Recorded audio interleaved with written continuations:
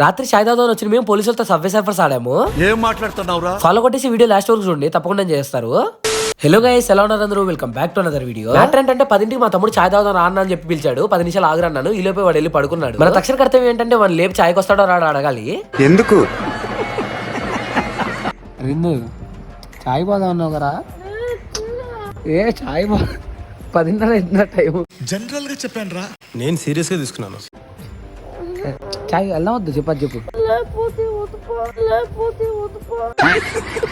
So ఇంకా వీడు రావట్లేదని చెప్పేసి మా వాళ్ళతో అయితే వెళ్ళిపోయాను అనమాట చాయ్కి. అలా పోయి చాయ్ తీసుకున్నామా లేదా పోలీస్ సైరన్ అయితే వినపడ్డది.